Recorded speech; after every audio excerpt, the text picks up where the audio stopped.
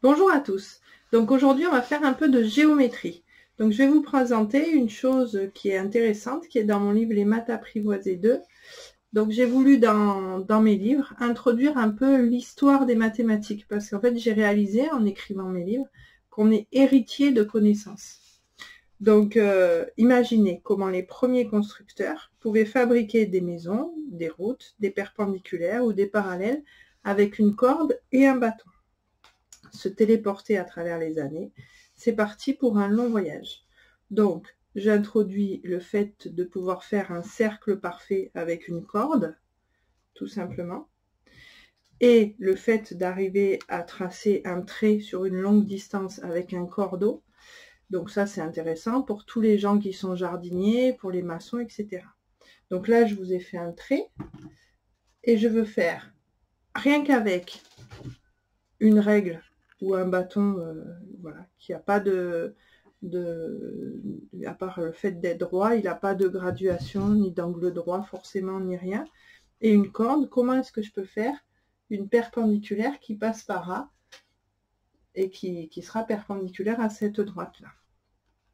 Donc, dans un premier temps, donc on va suivre, hein, l'exercice est ici.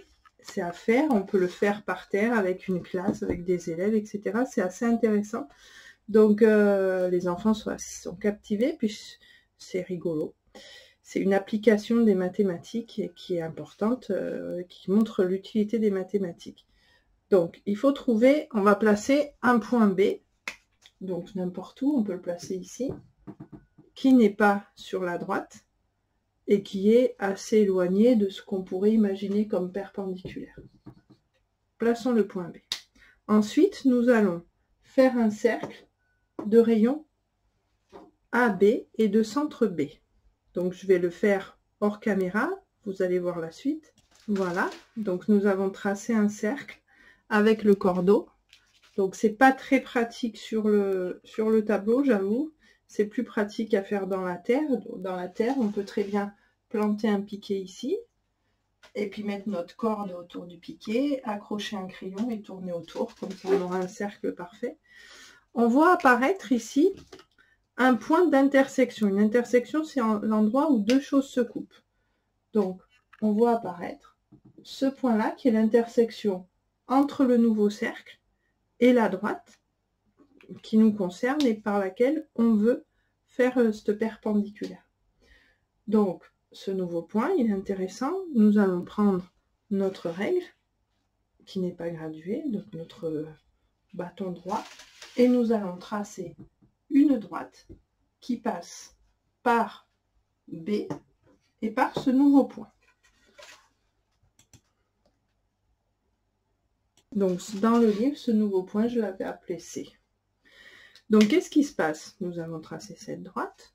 Nous voyons apparaître un nouveau point d'intersection ici, qui on va appeler D. Et ben voilà, nous avons notre perpendiculaire.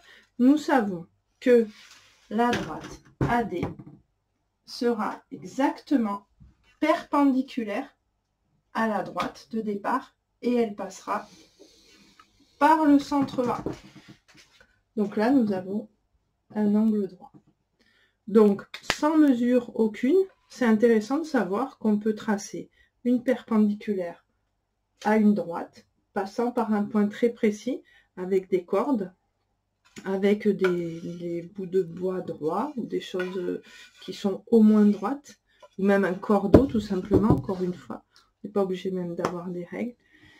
Et voilà, donc c'est intéressant. Donc cette propriété est liée à des propriétés sur le triangle rectangle qui font que du moment que l'intersection des médiatrices du triangle sont sur le milieu, se trouve sur le milieu du plus grand côté, à ce moment-là, on peut parler de triangle rectangle, on peut parler d'hypoténuse, et voilà, on rentre dans le triangle rectangle et toutes les notions qui vont avec. Voilà, donc c'est une manipulation intéressante à faire avec des enfants, c'est une bonne idée. Et ça leur apprend aussi qu'on peut se débrouiller avec des choses qui n'ont pas une corde, ça n'a pas beaucoup de valeur, et pourtant, grâce à ça, on peut faire des trucs super. Voilà, bonne journée, ça fait partie de notre histoire et ça c'est important.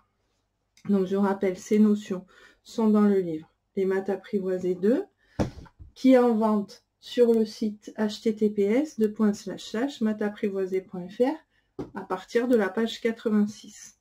Il y a une autre explication géométrique que je donnerai plus tard. Bonne journée, au revoir.